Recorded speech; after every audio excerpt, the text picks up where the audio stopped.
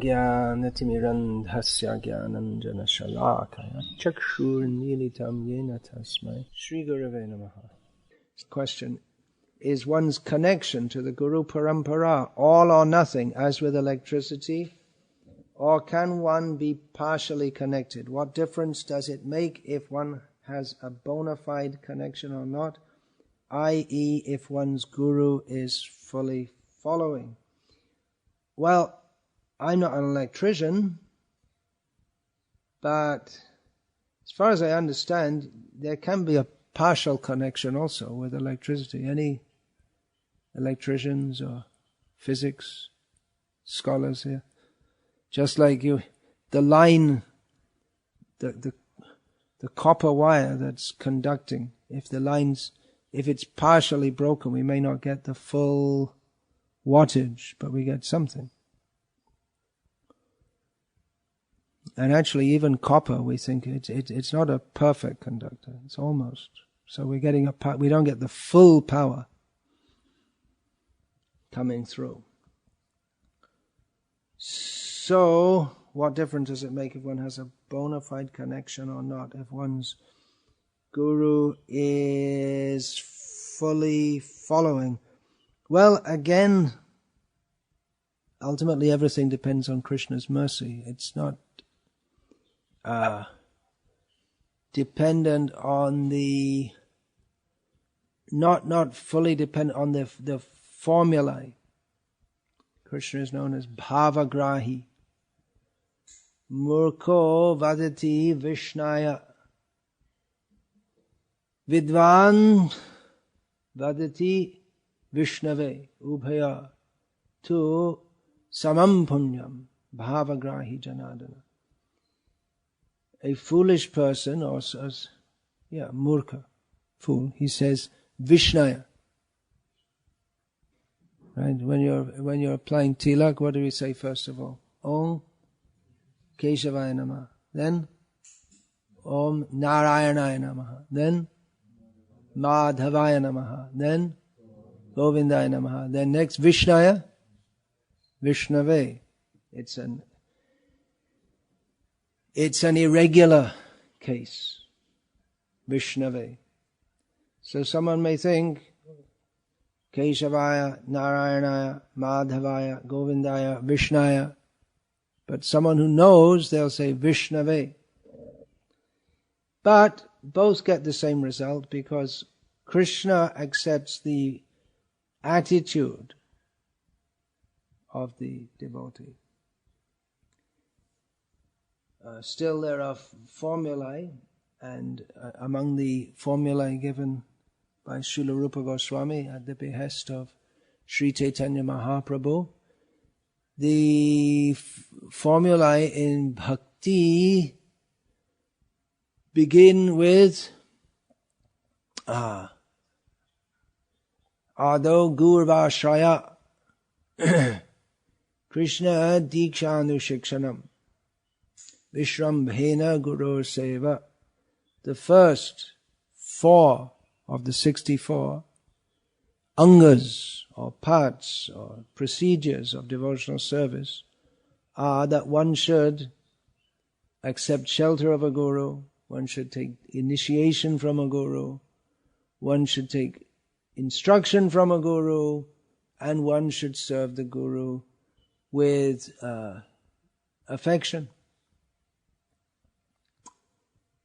So, if one perceives that the guru is not fully following, then it becomes difficult to execute all of these to take shiksha, to take shelter, to take instruction, to take shelter, to serve with affection. That is going to be compromised if one sees that the guru is not properly following. And what to speak of all the other processes. One has to hear. Is most important in devotional service. We have to hear about Krishna. But if someone is not properly representing Krishna and the parampara, then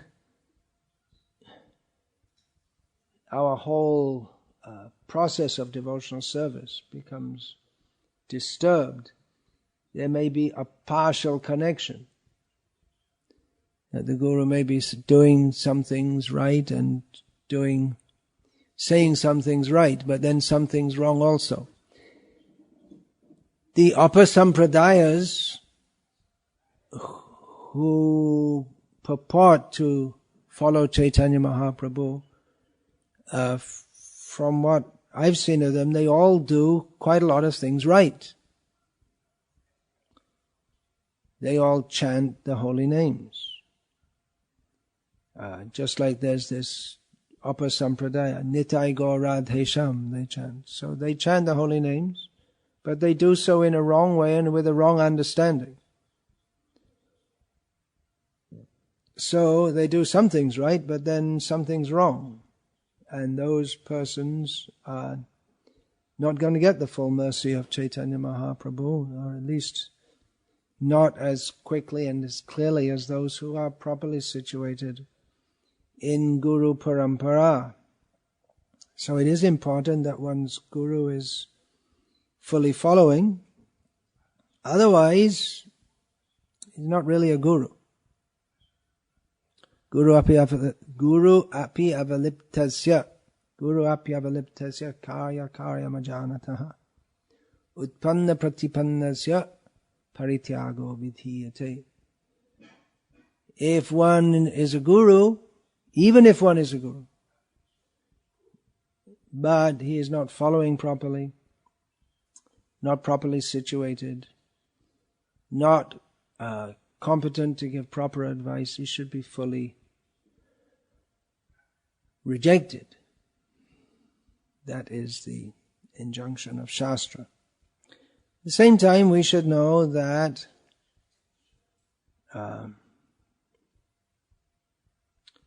we have gurus. So that question came up about Diksha and Shiksha. So giving up a guru should not, accepting a guru and forsaking a guru neither should be done very lightly.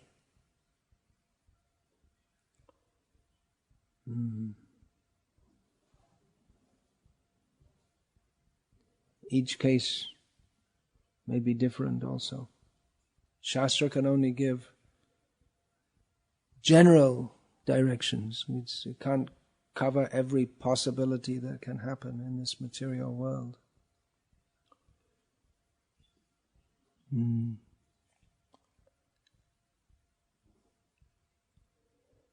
Okay. Anything else about this? No?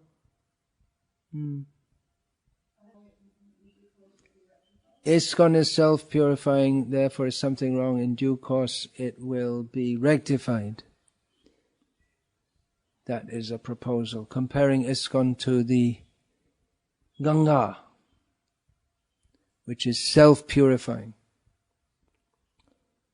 Ganga flows directly from the lotus feet of Vishnu, and in that way is always pure. In fact, to think that Ganga is impure is itself an impurity. And we are impure to think so. ISKCON also flows from the lotus feet of Vishnu, but if that flow is blocked by wrong teachings, then the full purity doesn't come through.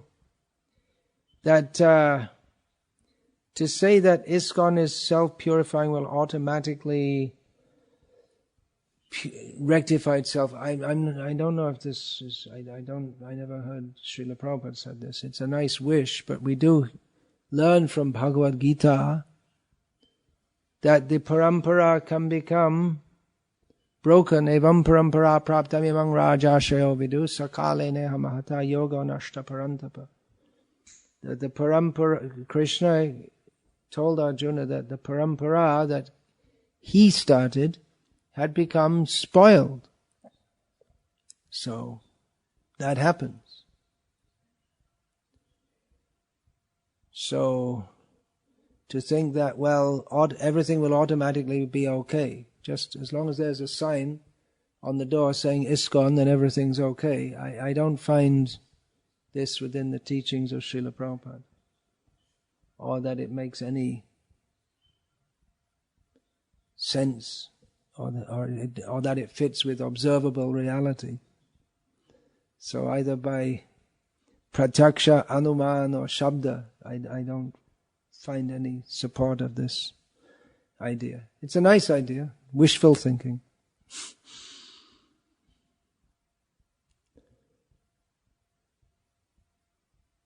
Otherwise, what would be the meaning of the statement that Srila Prabhupada said that ISKCON cannot be destroyed from outside, but only from inside?